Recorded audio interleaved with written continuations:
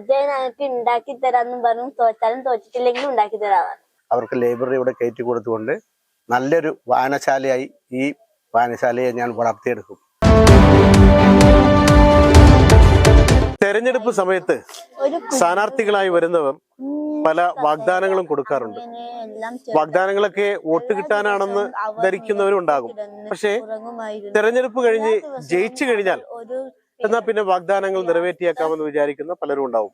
ജയിച്ചാലും തോറ്റാലും ആവശ്യപ്പെട്ട ഒരു സംഭവം ഞാൻ നിങ്ങൾക്ക് നിവർത്തിച്ചു തരുമെന്ന് പറയുന്ന ഒരു സ്ഥാനാർത്ഥി ഉണ്ടായിരുന്നു. പെരിന്തൽമണ്ണ നഗരസഭയിലെ 17-ാം വാർഡ് ഇവിടെ മത്സരിച്ച കോൺഗ്രസിന്റെ മണ്ഡലം പ്രസിഡന്റ് രാജേന്ദ്രൻ, കൊച്ചേട്ടൻ എന്ന് എല്ലാവരും സ്നേഹത്തോടെ വിളിക്കുന്ന രാജേന്ദ്രൻ ഇവിടെ വോട്ടഭ്യർത്ഥനയുമായി വന്നപ്പോൾ ഇവിടെ ഒരു കൊച്ചുമിടുക്കി ഒരു വിദ്യാർത്ഥിനി 6-ാം ക്ലാസ്സുകാരി രാജേന്ദ്രനോട് ചോദിച്ചു, നിങ്ങൾ ജയിച്ചാലും അല്ല നിങ്ങൾ തോറ്റാലും, ജയിച്ചാലെന്നാണ് പറഞ്ഞത്, ജയിച്ചാൽ എനിക്ക് എന്തെങ്കിലും ഞങ്ങൾക്ക് എന്തെങ്കിലും തരുമെന്നോ ചോദിച്ചത്.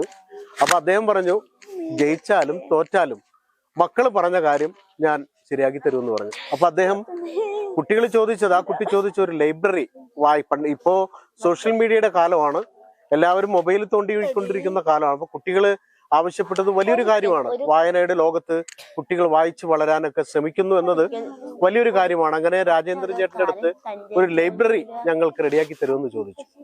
അപ്പൊ അദ്ദേഹം ജയിച്ചില്ല, UDF അധികാരം പിടിച്ചു. പക്ഷെ ജയിച്ചില്ലെങ്കിലും അന്ന് പറഞ്ഞ വാഗ്ദാനം അദ്ദേഹം പാലിച്ചു. ഒരു കൊച്ചു ലൈബ്രറി റെഡിയാക്കി കൊടുത്തു.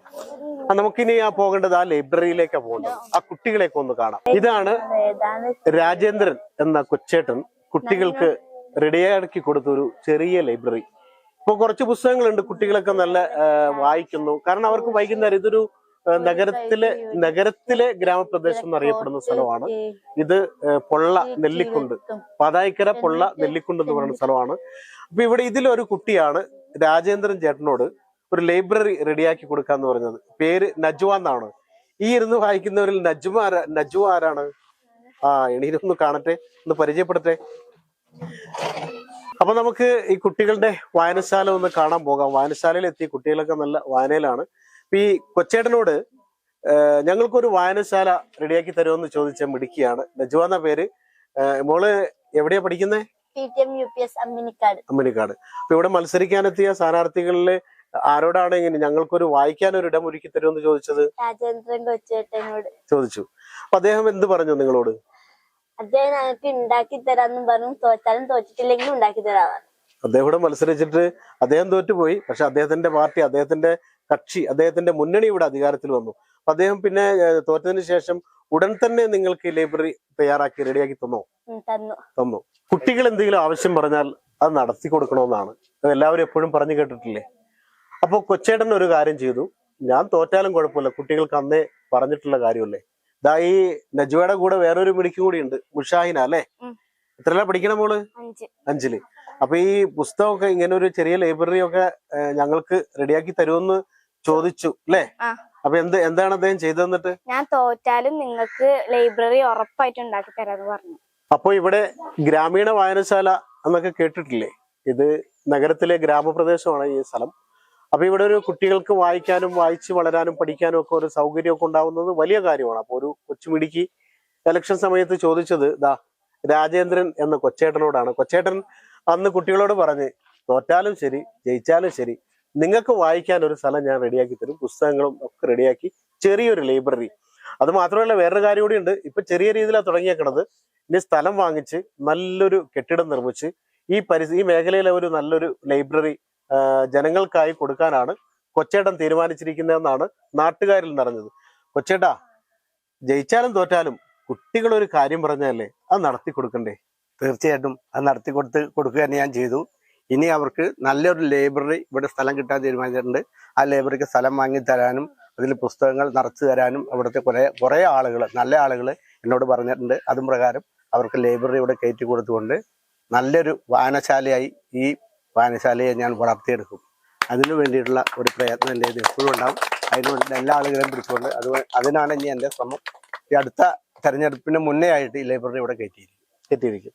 അതായത് നിയമസഭാ തെരഞ്ഞെടുപ്പല്ല, അത് കഴിഞ്ഞിട്ടുള്ളൂ. അത് കഴിഞ്ഞിട്ട് നിയമസഭാ തെരഞ്ഞെടുപ്പ് കഴിഞ്ഞിട്ട് ഇനി ഏതായാലും 2-3 മാസമുള്ള നിയമസഭാ തെരഞ്ഞെടുപ്പിന്, അത് കഴിഞ്ഞതിന് ശേഷം ഇവിടെ സ്ഥലം വാങ്ങി ലൈബ്രറി ഒരു വായനശാല ഞങ്ങളോട് കയറ്റി കൊടുക്കും.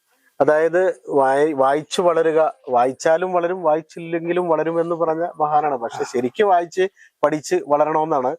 കുട്ടികൾക്ക് വേണ്ടി ഏതൊക്കെ തരത്തിലുള്ള പുസ്തകങ്ങളാണ് അവർക്ക് കൂടുതലായിട്ട് എത്തിച്ചു കൊടുക്കുന്നത്? അവർക്ക് ചെറിയ കഥാപുസ്തകങ്ങളാണ് അവർക്കിപ്പോൾ കൂടുതൽ താല്പര്യം. കൂടാതെ അവർക്ക് മറ്റേ ചരിത്രങ്ങളും പിന്നെ കുറേ പാട്ടുകളൊക്കെ ഉള്ള പുസ്തകങ്ങൾ വേണമെന്നാണ് അവർ എന്നോട് പറഞ്ഞിട്ടുള്ളത്. അപ്പോൾ അതുപ്രകാരമാണ് ഇപ്പോൾ പുസ്തകങ്ങളും ഒക്കെ വാങ്ങി കൊടുത്തിട്ടുള്ളത്.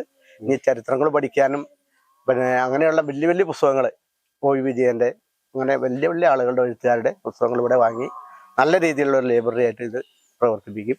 അതിന് വേണ്ടിയിട്ടുള്ള സഹായങ്ങൾ നിങ്ങളിൽ നിന്നും ഞങ്ങൾക്ക് കിട്ടണമെന്നാണ് എനിക്ക് പറയാനുള്ളത്. അതുകൊണ്ട് നിങ്ങൾ ഇതിനെ ഒരു വലിയൊരു മഹത്തായ സംഭവമാക്കി എല്ലാവരുടെ ഇടയിലേക്ക് എത്തിച്ച് അതും പ്രകാരം നിങ്ങൾക്ക് കുറേ ആളുകളുടെ സഹായങ്ങൾ കിട്ടും.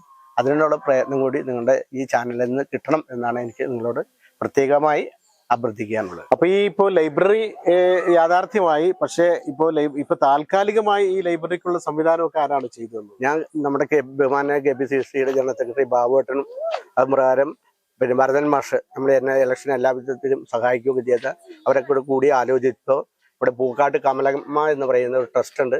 ആ ട്രസ്റ്റിന്റെ ചെയർമാൻ കൂടിയായ ശ്രീ രാധാകൃഷ്ണേട്ടൻ ഇതിന്റെ കാര്യങ്ങൾ ചെയ്തു വരുവാൻ മൂപ്പര് പൂർണ്ണമായി സഹകരിക്കുകയും ഇതിനു വേണ്ടിയുള്ള സംഭാവനകൾ മൂപ്പരാണ് ബുക്കുകളും അലമാര അതുപോലുള്ള സാധനങ്ങൾ ഞങ്ങൾക്ക് ചെയ്തു തന്നത്. അത് കൂടാതെ ഈ ലൈബ്രറിക്കുള്ള സ്ഥലം കണ്ടെത്തി ലൈബ്രറി ഇവിടെ കയറ്റി തരാമെന്നും അയാൾ സമ്മതിച്ചിട്ടുണ്ട്. അപ്പോൾ അതിന് ഏറ്റവും കൂടുതൽ സഹായം ചെയ്ത് നമ്മുടെ KPCC ജനറൽ സെക്രട്ടറി ബാബുവേട്ടനും ഈ പൂക്കാട്ട് കമലമ്മ ട്രസ്റ്റിന്റെ ചെയർമാൻ കൂടിയ രാധാകൃഷ്ണേട്ടൻ, ഭരതൻ മാഷ്, രതീഷ് അങ്ങനെയുള്ള ഇവിടെയുള്ള നാട്ടുകാർ, എൻ്റെ ഒപ്പം നിൽക്കുന്ന നാട്ടുകാർ ഇവരൊക്കെ എൻ്റെ ഒപ്പം ഉണ്ടെന്നാണ്. പിന്നെ സർവീസ് ബാങ്കും നമുക്ക് വേണ്ടുന്ന പുസ്തകങ്ങൾ തരാമെന്ന് വെച്ചിട്ടുണ്ട്. പിന്നെ നമ്മുടെ നഗരസഭയുടെ വൈസ് ചെയർപേഴ്സൺ കൂടിയായിട്ടുള്ള ഫസൽ മുഹമ്മദ് നമുക്ക് പുസ്തകങ്ങൾ സ്പോൺസർ ചെയ്യുന്നുണ്ട്. പിന്നെ സർവീസ് സഹകരണ ബാങ്ക് പുസ്തകങ്ങൾ സ്പോൺസർ ചെയ്യാന്ന് പറഞ്ഞിട്ടുണ്ട്. അങ്ങനെ എല്ലാ ആളുകളും പുസ്തകങ്ങൾ കൊണ്ട് ഇവിടെ ഒരു നല്ലൊരു ലൈബ്രറി ആയിട്ട് മാറും. അതെ, തീർച്ചയായിട്ടും. ഏതായാലും ചെറിയ രീതിയിലാണ് തുടങ്ങിയതെങ്കിലും വിഭാവനം ചെയ്യുന്നത് നോക്കുമ്പോൾ വലിയ രീതിയിലേക്കായി മാറും. ഈ ഒറ്റപ്പെട്ട എന്നൊക്കെ പറയുന്ന ഈ ഗ്രാമത്തിൽ അവസാനം ഒരു ലൈബ്രറി വരും.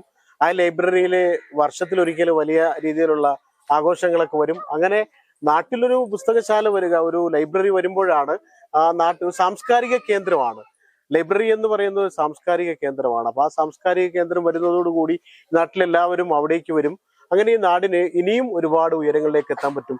ഈ കുട്ടികളൊക്കെ ഇപ്പോഴേ വായിച്ചു വളരണമെന്ന് തോന്നുകയും കൊച്ചേട്ടനോട് ഞങ്ങൾക്കൊരു ലൈബ്രറി വേണമെന്ന് പറയുകയൊക്കെ ചെയ്തതിലൂടെ ഒരു കാര്യം നമുക്ക് വളരെ വ്യക്തമാവുന്നുണ്ട്. ഇവർക്കൊക്കെ വലിയ ഉയരങ്ങളിലേക്ക് എത്താനുള്ള ആഗ്രഹം ഇപ്പോഴേ അവരുടെ ഉള്ളിലുണ്ട്. അപ്പൊ താൽക്കാലികമായി ഒരു ലൈബ്രറി സജ്ജീകരിച്ചിരിക്കുന്നത് ഒരു വീട്ടിലാണ്. ആ ഇത് ഏത് വീട്ടിലാണ് താൽക്കാലികമായിട്ട്? മുഹമ്മദ് അലി പെരുമ്പുള്ളി താൽക്കാലികമായിട്ട് നമുക്ക് അവനാണ് ഇത് സ്ഥലം അനുവദിച്ചു തന്നത്. പിന്നെ ഈ കുട്ടികൾക്കൊക്കെ എല്ലാവർക്കും മുതിർന്നവർക്കും വായിക്കാനും പഠിക്കാനും ലോകത്തെ അറിയാനും പറ്റുന്ന ഗ്രന്ഥങ്ങളാണ് ഇവിടെ കൊണ്ടുവന്ന് വെച്ചിട്ടുള്ളത്. കുട്ടികൾക്ക് ഇപ്പൊ ഞാനത് വായിച്ചിട്ടുണ്ട്. ഞാൻ അവർക്ക് കോച്ച് ചെയ്ത് കൊടുക്കുന്നുണ്ട്. ഇടയ്ക്ക് അവരൊപ്പം വന്നിട്ട് കഥകളൊക്കെ ഇങ്ങനെ കേട്ട് ഇന്ന കഥ ഇന്ന മാതിരി. അതേമാതിരി തന്നെ വേറെ പ്രത്യേകത ഉള്ളത്, എന്റെ മാഷ് ഷാരടി മാഷിന്റെ മകനാണ് ഭരതൻ മാഷാണ് ഈ സെറ്റപ്പ്. നജ്വ എന്ന് പറഞ്ഞ കുട്ടി ഇത് അവതരിച്ചപ്പോ, എന്റെ അനിയന്റെ മോളാണ് നജ്വ അത് അവതരിച്ചപ്പോ ഭരതൻ മാഷാണ് ഇതിനെല്ലാം സെറ്റപ്പും ചെയ്തത്. ഏതായാലും തോറ്റു എന്നാലും നാടിനൊപ്പമുണ്ട്. ജയിക്കാൻ, അതായത് ജനങ്ങൾക്ക് ജയിപ്പിക്കാൻ പറ്റിയില്ല, ജനങ്ങൾക്ക് മുമ്പിൽ വോട്ടിന്റെ കാര്യത്തിൽ തോറ്റുപോയെങ്കിലും ജനങ്ങളോടൊപ്പം തന്നെ ഉണ്ടാകുമെന്ന് ഉറപ്പു നൽകി കൊച്ചുവേട്ടൻ എന്ന് എല്ലാവരും വിളിക്കുന്ന രാജേന്ദ്രൻ, അദ്ദേഹത്തിന്റെ ആ നല്ല മനസ്സിന് എല്ലാവരും നന്ദി പറയുന്നു, നാട്ടുകാരും നന്ദി പറയുന്നു. ഒപ്പമുണ്ടാവുക എന്നുള്ളത് തോൽവിയും ജയവും രാഷ്ട്രീയത്തിലുള്ളതാണ്, മത്സരത്തിലുള്ളതാണ്. മത്സരിച്ചപ്പോൾ ഒരാൾ ജയിച്ചു, ഒരാൾ തോറ്റു. തോറ്റയാൾ ഇതേ ജനങ്ങൾക്കൊപ്പമുണ്ട് എന്നത് അത് വലിയ ഒരു നന്മയുടെ ഭാഗമായിട്ടാണ് നമുക്ക് തോന്നുക. ക്യാമറമാൻ ഷാഹിദ് കക്കൂത്തിനൊപ്പം Jabbar Venad, channel 10, Perinthalmanna.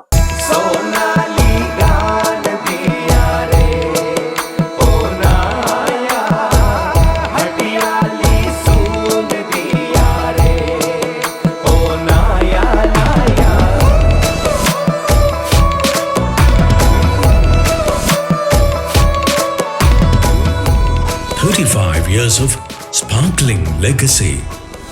Popular Gold and Diamonds, Perindalmanna.